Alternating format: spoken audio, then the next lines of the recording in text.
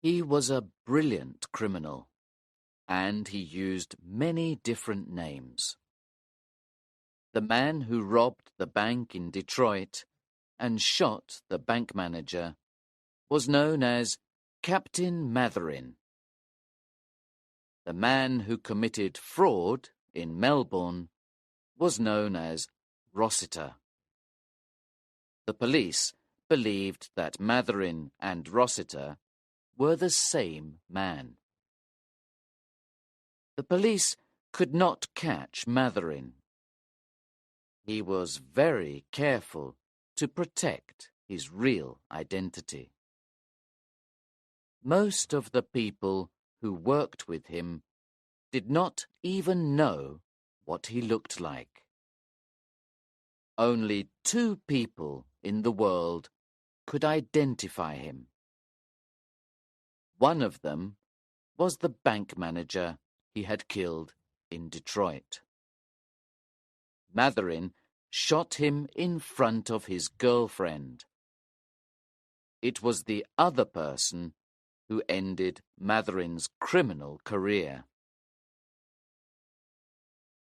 It all happened in a very dull way, if you look at it from one point of view. But the story is very different if you look at it from another point of view. I first heard the story from a young detective that I met in a pub near Westminster. Then a young woman called Miss Van Snoop gave me more information. A young lady was driving down Regent Street one day in a horse-drawn cab. It was about 1:30 in the afternoon, and it was warm and sunny. The cab was travelling slowly because the young lady said she was frightened of horses. Regent Street was full of women doing their shopping and men standing around talking. The young lady looked at the street with interest. There was a little stir as the young lady's cab approached the Café Royal. One cab was stopping outside the restaurant, and there were 2 others behind it. The traffic in the street stopped for a moment. The girl looked at the people who were standing on the steps of the building. She sat back quickly in her seat. "Drop me here," she told the driver. Her accent was American. The driver stopped the cab and the girl got out. She gave the driver a coin. The driver looked at it with interest. He smiled. "Americans are very generous," he said to himself. The girl walked towards the Café Royal. She glanced at the men who were standing on the steps. Several of the men looked at her with interest. They were surprised to see a woman on her own. She entered the restaurant and walked into the dining room. "American, you can be sure of that," one of the men commented. "They go anywhere they want. They're not afraid of anything." There was a tall man walking in front of the girl towards the dining room. He was very well dressed. He stopped for a moment when he entered the dining room. He was looking for a table. The girl stopped behind him. The waiter waved the man to a table. The girl sat down at a table behind him. Excuse me, madam. The waiter said to her. This table is for 4 people. Would you mind... I guess I'll stay where I am. The girl said softly. She gave the waiter a determined look and put some money into his hand. The restaurant was full of people.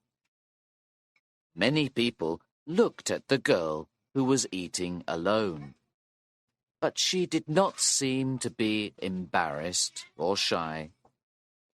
She did not look at anyone. When she was not looking at her plate, she kept her eyes fixed on the back of the man at the next table. He ordered champagne with his lunch. The girl drank water. Suddenly, she called a waiter. Please bring me a sheet of paper and my bill, she said quietly. The waiter came back with a sheet of paper. The girl thought for a few minutes. Then she began to write something. She folded the paper and put it in her purse. Then she paid her bill. A few minutes later, the man at the next table paid his bill as well. The girl put on her gloves and watched the man's back. The man got up to leave the dining room. He walked past the girl's table. She turned her face away and looked at a mirror on the wall. Then she too got up. She followed the man out of the dining room. The man stopped on the steps for a moment. The porter was talking to a policeman. He noticed the man and asked him if he wanted a cab. Yes, please, the man replied. Then the porter noticed the girl. She was standing behind the man. As he turned towards her, he saw that her hand was in the man's pocket. She was stealing something. She pulled her hand back quickly. What? The man cried out. He turned round to face the girl. Is something missing, sir? The porter asked him. My cigarette case, the man said. It's gone. What's this? Said the policeman. He stepped forward. The porter pointed at the girl. That woman has stolen this gentleman's cigarette case, he said. I saw her doing it. The man looked at the girl.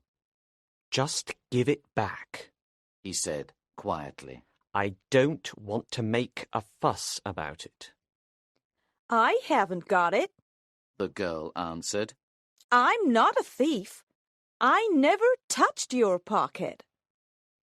I saw her do it, the porter said again. Right, said the policeman suddenly. You'll have to come with me, young lady. You too, sir, he said to the well-dressed man. We'll take a cab to the police station. I didn't steal anything, the girl said again. She got into the cab very calmly when it arrived. The policeman watched her carefully. He did not want her to throw anything out of the window. The well-dressed man sat quietly in the cab, looking out of the window. When they arrived at the police station, the girl denied the crime again. We'll have to search her. The inspector decided. She was taken to a room for an interview with the female searcher. The girl entered the room of the female searcher. As soon as the door was closed, she put her hand in her pocket. She took out the cigarette case and placed it on the table. There you are, The girl said. Now, She went on. I want you to look in this pocket. Find my purse and take it out. The woman took out the girl's purse. Open it. The girl ordered. There's a note inside. She said.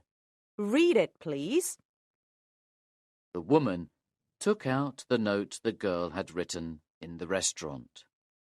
It said, I am going to steal something from this man.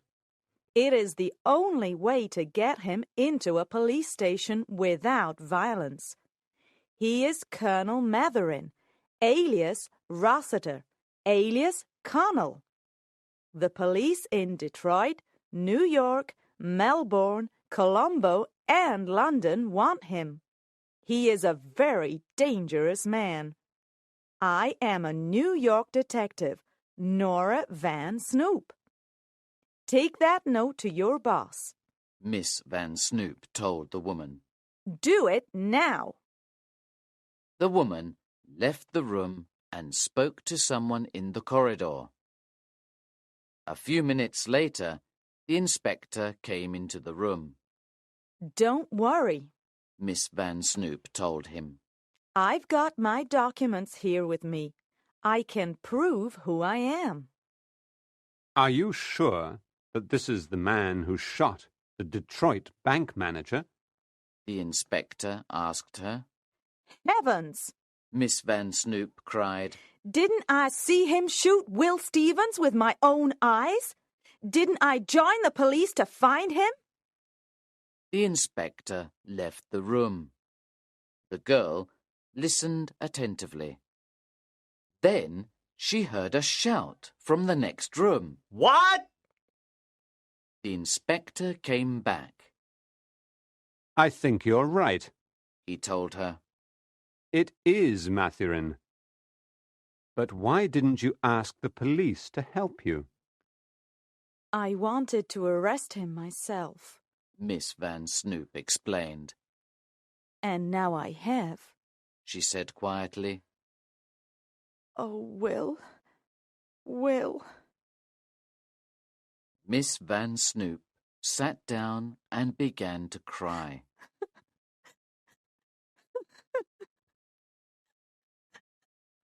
"30 minutes later, she left the police station and went into a post office. She telegrammed her resignation from the New York police force.